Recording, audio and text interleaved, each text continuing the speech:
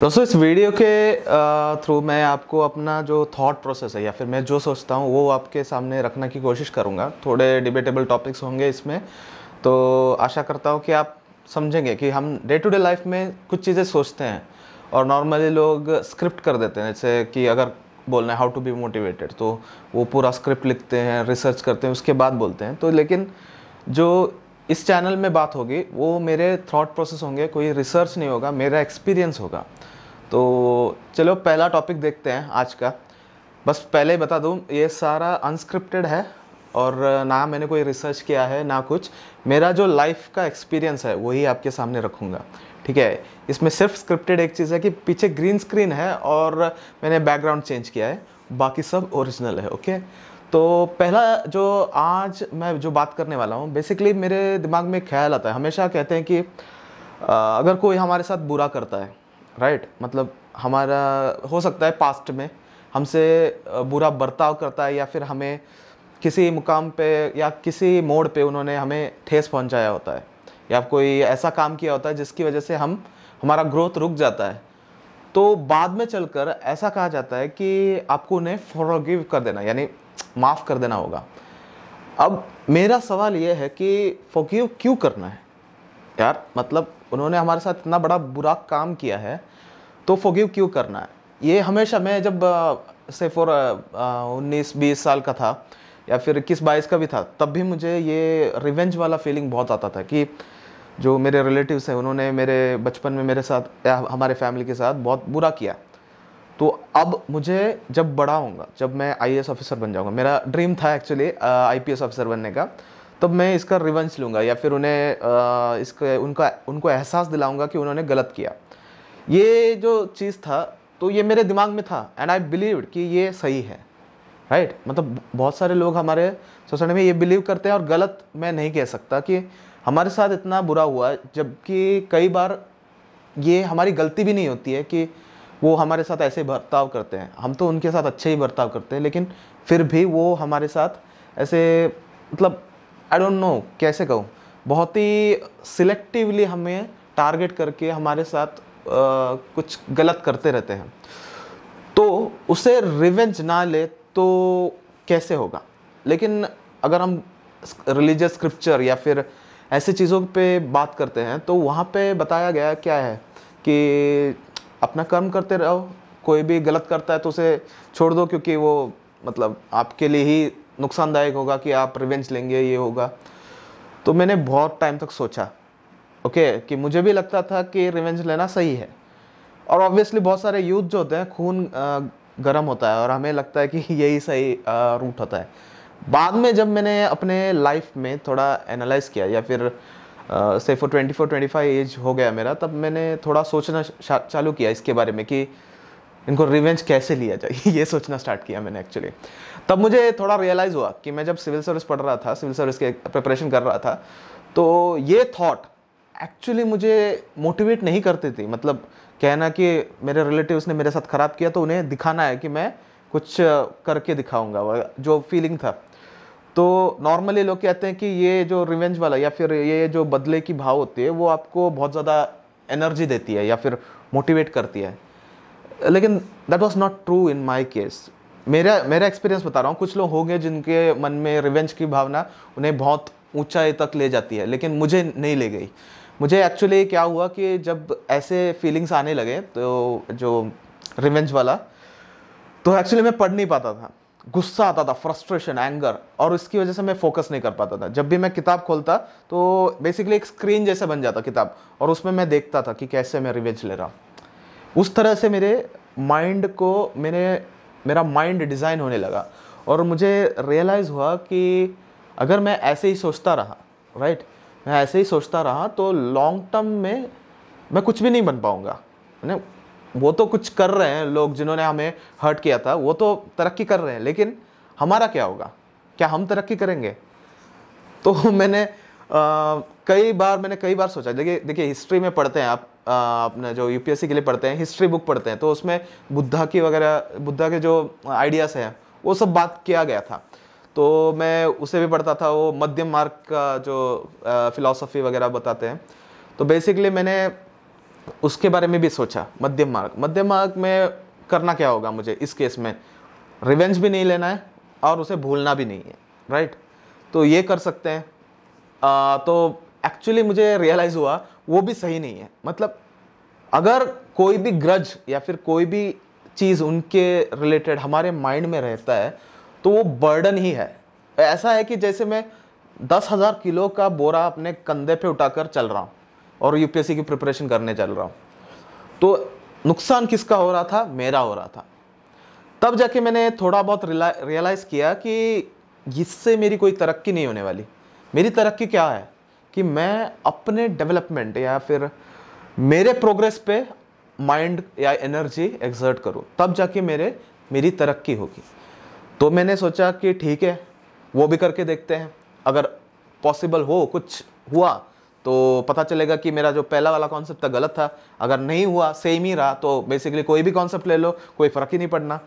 तो एक 6-7 महीने मैंने क्या किया कि जो रिलेटिव्स या फिर जिन्होंने मेरे साथ ख़राब काम, बुरा किया मेरे साथ, उनके बारे में मैंने सोचना छोड़ दिया, उनको भूल गया मैं, ठीक है। और ये 2016, हाँ 16 की बात है, 16 एंड और 17 की। तो मैंने प्रिपरेशन स्टार्ट कर दी थी यूपीएससी की। तो उस बार पहली बार मैंने सिविल सर्विस के प्रीलिम्स क्लियर किया था, राइट। प्रीलिम्स क्लियर किया क्योंकि मैंने अपने माइंड से कई सारी चीज़ें हटा दी। दैट इज़, एक तो ये ग्रज यानी गुस्सा उनके ऊपर का, दूसरा फैमिली प्रॉब्लम, तीसरा फाइनेंशियल प्रॉब्लम, ये सारी चीज़ें हटा दी अपने दिमाग से। और उस टाइम ये सब हटाने का जो बेनिफिट मुझे लगा ये था कि ये सब जब मेरे दिमाग से निकल गया तो मेरे दिमाग में स्पेस बना, मतलब जगह बना कि मैं सोच सकूं जो सही था, राइट। मैंने पढ़ाई पे ध्यान दिया उस टाइम पहली बार। एक्चुअल सेंस में मुझे जो भी मैंने पढ़ा था उसे समझ में आया, नहीं तो मैं पढ़ता था और भूल जाता था। तो उसकी वजह यह थी कि मैं बहुत सारी चीज़ें अपने दिमाग में साइमल्टेनियसली सोच रहा हूँ। यानी एक्चुअली हम बाहर मल्टीटास्किंग तो नहीं कर रहे थे, लेकिन माइंड में मैं मल्टीटास्किंग कर रहा था कि मैं उसे रिवेंज भी लेना है, मेरे फाइनेंशियल प्रॉब्लम को देखना है, मेरे फैमिली प्रॉब्लम को मैं हैंडल करना है, मुझे जो बुरा लग रहा है या फिर मेरा जो थॉट प्रोसेस है उससे भी टैकल कर रहा था, और उसके साथ साथ मैं क्या कर रहा था? पढ़ाई कर रहा था।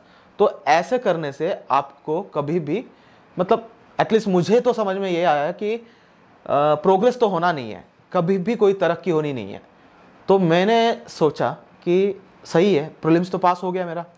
अब इसका मतलब ये है कि जो कॉन्सेप्ट मैंने सोचा कि गुस्सा या फिर ये इमोशंस हमें प्रोग्रेस के लिए हेल्प नहीं करेंगी, तो वो मैंने एक्सेप्ट कर लिया। और उसके बाद ये हुआ, उससे बाद उसके से भी बड़ा एक एनिमी है हमारे जीवन में, वो है फियर। उस फियर ने मेरे उस साल के मेंस को खा गया, क्योंकि एक इंस्टीट्यूट था, मेरे दोस्त ने उस टाइम कोई इंस्टीट्यूट स्टार्ट किया था। तो बेसिकली मुझे लगा कि यार उसके तो कि ऑथेंटिकेट ही होगा, मतलब दोस्त है यार कि ख़राब कैसे होगा। मेजर सारे इंस्टीट्यूट के की के हिसाब से मेरे जो कट ऑफ से बहुत ज़्यादा अच्छे मार्क्स आ रहे थे, उसके की के हिसाब से तकरीबन 10 से 15 मार्क कम आ रहे थे कट ऑफ से। तो मैं डर गया। एक ही बंदे का था, मतलब एक ही बंदे का की था जो मुझे कम बता रहा था, बाकी सारे इंस्टीट्यूट्स के की अच्छा ही बता रहा था, मेरा स्कोर बहुत ही ज़्यादा था। फिर भी मैंने क्या किया, उसी बंदे का भरोसा किया और मुझे डर लगने लगा। मतलब भरोसा नहीं, एक्चुअली माइंड में क्या था ना कि अपना एक पक्का है, फिक्स है, और उसमें कोई डाउट डाल देता है तो हम फिर उस डाउट को लेकर जीने लगते हैं। मतलब वो डाउट एक्चुअली हमारे माइंड का सिर्फ 1% मुश्किल से कंज्यूम करेगा, ओके, स्पेस लेगा, लेकिन हम क्या करते हैं उससे 1% को पूरी दुनिया बना देते हैं। मतलब वो नेगेटिव थॉट ने मेरे ख्याल से उस टाइम 110 दिन थे शायद मेंस के लिए, और मैंने क्या किया कि अराउंड 65 डेज, मेरे ख्याल से, हाँ 65 डेज मैंने वेस्ट कर दिया टोटल। मतलब मैंने पढ़ाई नहीं की, 2 घंटे पढ़ता था और बाकी पूरा टाइम सोचता रहता था कि की का क्या होगा, की का क्या होगा। उस टाइम मेरे ख्याल से फोरम आईएएस का ब्लॉग वगैरह होता था, तो मैं वहाँ पे जाके देखता था कि लोग क्या कह रहे हैं। उस ब्लॉग में होता है ना, चैट वगैरह होता रहता था, तो ऐसे टेलीग्राम ग्रुप या फिर कई सारे फॉरम्स में लोग यूपीएससी एस्पिरेंट्स बात करते थे इसके बारे में, कट ऑफ ऐसे जाएगा, ये आंसर गलत है, वो आंसर गलत है, या फिर ये क्वेश्चन गलत था वगैरह। तो मैं वो देखता रहता था पूरे दिन, और फिर मैं सोचता था हाँ आज हो जाएगा। रात होते होते मेरे माइंड में कन्फर्मिटी हो जाती थी कि यार अब तो हो जाएगा, कोई दिक्कत नहीं है। लेकिन अगले दिन जब मैं उठता था तो मज़े की बात थी कि दोबारा स्क्वायर वन पे आता था। मैंने कल जो थॉट प्रोसेस था स्टार्टिंग डे के स्टार्टिंग में, वही अगले दिन सुबह का था। यानी सेम प्रोसेस मैंने 65 डेज से अराउंड 65 डेज 65 डेज वही करता रहा। फिर मैंने सोचा मेरा रिजल्ट भी आ गया। ये मजे की बात है कि 40 दिन बाद रिजल्ट आ गया था। ओके, उसके बाद भी मैंने 15 दिन वेस्ट किए। क्यों? अब क्या पढ़ना है? 40 दिन में रिजल्ट आ गया था और फिर 15 दिन क्या अगला डर था कि अब क्या करूं। मतलब मैंने कभी मेंस के लिए प्रिपेयर ही नहीं किया था। ऑप्शनल मैंने कभी प्रिपेयर नहीं किया था प्रॉपरली, तो ऑप्शनल भी प्रिपेयर करना था, सब कुछ करना था। अब वो बचा कितना था मेरे पास? 60 दिन बचे थे, 60 नहीं 70 दिन बचे थे। तो मैंने सोचने लगा अब क्या करूं। और ये सोच के हिसाब से, मतलब ये सोचते सोचते मैंने 15 दिन नहीं 25 दिन मैंने वेस्ट कर दिए थे। और वेस्ट करने के बाद मैंने सोचा अब ठीक, अब सही नहीं होगा। तो अब मैंने क्या किया कि उस टाइम मैं एक इंस्टीट्यूट में पढ़ता था, मतलब वो गवर्नमेंट ये था और पूरा टोटली आउट ऑफ फोकस पढ़ाई सिखाया जाता था वहाँ पे। वो गवर्नमेंट का था और वहाँ पे एक्चुअली बहुत अच्छे फैकल्टीज थे, वो प्रोफेसर्स थे कॉलेज के, तो वो उस हिसाब से पढ़ाते थे, यूपीएससी के हिसाब से नहीं पढ़ाते थे। तो मैं फिर भी मेरे पास पैसे नहीं थे, तो मैंने वहाँ पे गया, क्योंकि वहाँ फ्री मेंस के लिए टेस्ट पेपर सीरीज वगैरह फ्री देते थे अगर प्री क्वालिफाई करते हैं तो मैं वहाँ गया। तो वहाँ पे एक दोस्त मिला मुझे, पुराना दोस्त मिला। तो उसने कहा कि भाई आंसर राइटिंग करोगे तभी होगा। तो मैंने उस टाइम आंसर राइटिंग के लिए ज्वाइन किया। तब जाके मैंने सिर्फ 45 डेज में इतना इम्प्रूव किया, मतलब तब मैंने फियर को हटा दिया अपने माइंड से। उस टाइम यानी 5-6 दिन में मैंने अपने माइंड को बना लिया, ठीक है anyways the fact is clear कि मुझे करना है। तो मैंने अपने माइंड से डर को हटाया और मेरे माइंड में रिवेंज और ऐसी कोई भी भाव नहीं थे। तो ये सब हटाने के बाद मैंने क्या किया, आंसर राइटिंग शुरू की। और मैं हर एक आंसर राइटिंग, हर एक पेपर से जो भी गलतियां करता था उसे इंप्रूव करता जाता था। तो मेरा इंप्रूवमेंट जो था, मतलब इनिशियली फर्स्ट जब आंसर लिखा था मैंने, मेरे ख्याल से मार्क्स बहुत कम थे और ऑलमोस्ट मैं क्लास में जो जितने बच्चे थे उसमें बॉटम में आता था मेरा स्कोर। लेकिन 1-2-3 हफ्ते में मेरा स्कोर टॉप 3 टॉप 4 में आने लगा। अब इसके रीज़न ये था कि मैंने हर टेस्ट के बाद प्रॉपरली एनालाइज करना शुरू किया। और उसके अलावा मैं जैसे इनसाइट्स आउट इंडिया या फिर मेरे ख्याल से फोरम आईएएस ही, मेरे ख्याल से फोरम आईएएस था जिसमें मैं आंसर राइटिंग लिखता था। और वहाँ से वो लोग, उनके कोई मेंटर वगैरह थे जो आंसर चेक करते थे और फीडबैक देते थे और उनको मेरे आंसर्स बहुत अच्छे लगने लगे। तो वो बताते थे कि बहुत अच्छा आंसर लिखते हो वगैरह। तो वो मोटिवेशन था मेरे लिए। तो मैंने वो सब सीखा और फिर जाके मैंने अपना मेंस एग्ज़ाम दिया। तो वहाँ पे थोड़ी गलतियाँ हुई, तो इस वजह से शायद मेरा उस टाइम रह गया, 3 मार्क्स से मेरा रह गया था उस टाइम का जो सिलेक्शन था। तो दैट वाज बैड। लेकिन एक्चुअली आई वाज हैप्पी। ये अलग बात है कि हमें नॉर्मली जब हम क्लियर नहीं होते तो हमें दुख होता है, लेकिन मुझे फैक्ट्स पता थे मैंने कितना टाइम वेस्ट किया। डर के और स्ट्रेस की वजह से मैंने बहुत ज़्यादा टाइम वेस्ट किया था। तो आई वाज हैप्पी कि मैंने 45 डेज़ के एक छोटे से विंडो में मैंने इतना अच्छा इंप्रूवमेंट किया। तो मेरे दिल में था कि हाँ हो जाएगा, अब अगली बार जब दूंगा तो हो जाएगा। लेकिन अगली बार आया नहीं कभी। मतलब मैंने जब दिया अगली बार प्रीलिम्स भी नहीं क्लियर कर पाया, क्योंकि कोई और बात नहीं थी, फाइनेंशियल प्रॉब्लम्स अगेन उसने टेक ओवर कर लिया मेरे माइंड को। रिवेंज तो मैंने छोड़ दिया, ठीक है, मैंने वो अब नहीं है मेरे माइंड में। लेकिन फिर फाइनेंशियल ट्रबल, फिर फैमिली प्रॉब्लम, ये सब माइंड में हमेशा चलता रहता था। तो सोचता था कि कैसे इसे टैकल करूं वगैरह। ये सोच मुझे आज इतना ज़्यादा नहीं, क्योंकि मैंने अभी ड्रॉप कर दिया। मेरे पास अटेम्प्ट्स बचे हुए हैं सिविल सर्विस के देने के लिए, लेकिन I have drop the plan, क्योंकि फॉर द टाइम बिंग नहीं कर रहा हूँ। लेकिन अब लाइफ से मैंने क्या सीखा? लाइफ से क्या सीखा है कि सिंपल है, अगर आप डरोगे किसी चीज़ से या फिर आप किसी से बदला लेने की कोशिश करोगे तो नुकसान आप ही का होना है। मूवीज़ में दिखाते हैं कि बहुत ज़्यादा बदला लिया उसने और वो बहुत खुश हो गया।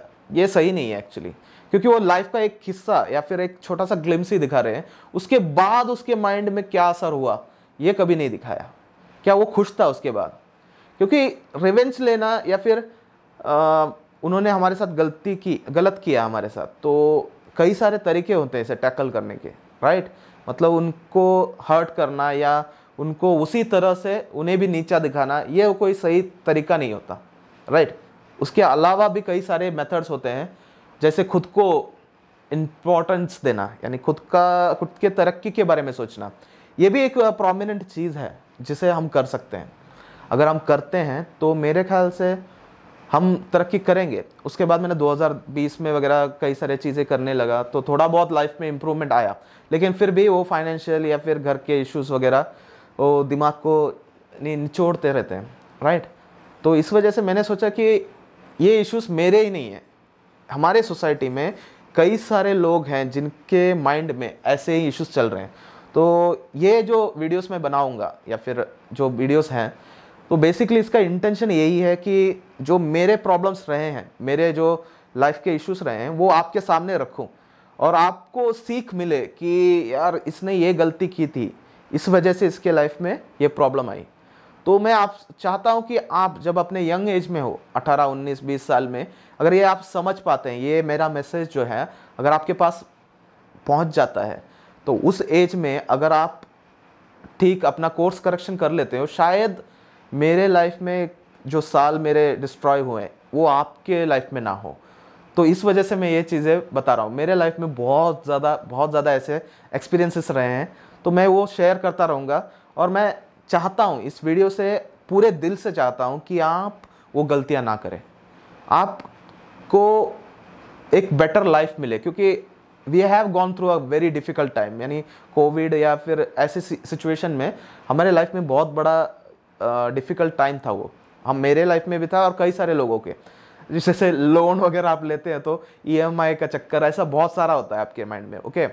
तो उस वजह से मैं बोल रहा हूँ कि अगर मेरे एक्सपीरियंस आपको हेल्प करते हैं तो इससे ज़्यादा खुशी मुझे नहीं होगी, ठीक है। तो मैं इस वजह से आपको ये जो भी मेरे लाइफ के एक्सपीरियंस है वो शेयर करता रहूँगा, और एक्सपीरियंस के साथ साथ मेरे थॉट भी मैं शेयर करूँगा। जैसे किसी पर्टिकुलर टॉपिक पे अगर कोई थॉट आता है फिलोसॉफिकल में, कोई फैक्ट वगैरह नहीं बताऊँगा, उसके लिए मैं दूसरे चैनल्स हैं जिसमें मैं बात करता हूँ, लेकिन यहाँ पे कोई फैक्ट नहीं होगा, ना मैं कोई रिसर्च पेपर को आपको कोट करूँगा, सिर्फ मैं अपने पर्सनल क्या बोलते हैं उसे ओपिनियंस रखूँगा ना। मैं इस वीडियो में, इस चैनल में कोई भी आपको ऐसे वीडियोस मिलेंगे नहीं जहाँ पे पॉलिटिकल कोई टॉपिक हो, रिलीजियस बात ज़्यादातर मैं अवॉइड करूँगा, ओके।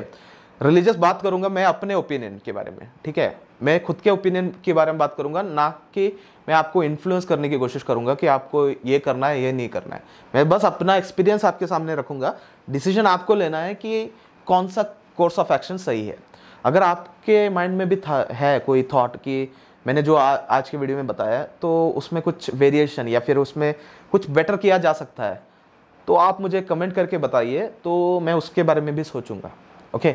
और सोचूंगा, और शायद हो सके तो अगले वीडियो में या कभी आने वाले रिसेंट फ्यूचर में उस पर भी एक वीडियो बना दूंगा, जिस पे अगर मुझे लगे कि आपका जो कॉन्सेप्ट है वो बहुत ही अच्छा है, यानी मेरा एक्सपीरियंस से आपका एक्सपीरियंस बहुत अच्छा हो, तो मैं उसे भी अपने इस चैनल में प्रेजेंट करने की कोशिश करूँगा। तो मैं सब्सक्राइब करने के लिए नहीं बोल रहा हूँ, लाइक करने के लिए नहीं बोल रहा हूँ, बस ये आपके लिए इन्फॉर्मेशन था। तो आपको अगर ऐसे ही वीडियोस देखने हैं तो आप सब्सक्राइब कर सकते हैं, वो आपकी इच्छा है।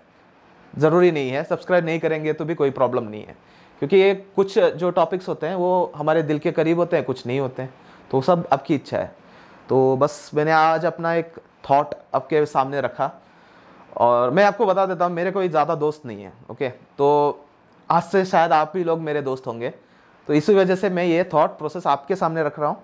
माइंड खोल के बात करूँगा, हमेशा बात जब भी करूँगा, मैंने कहा कि कोई स्क्रिप्टेड चीज़ नहीं होगी, ना ही मैं इसमें कोई वीडियो एडिटिंग करूँगा, यानी कट वगैरह नहीं करूँगा, क्योंकि अगर कोई गलती हो जाती है तो इस वीडियो में रहेगा। मैं कोई रिफाइन करने की सोच नहीं रहा हूँ उस पर, तो जो भी है वो आपके सामने होगा। तो बस आज के लिए मैं इतने में ही वाइंड अप करता हूँ, शायद 20-25 मिनट हो गए होंगे। तो आज के लिए ख़त्म करते हैं, और फिर मैं जल्दी वीडियो बनाऊँगा। तब तक के लिए टेक केयर एंड बाय।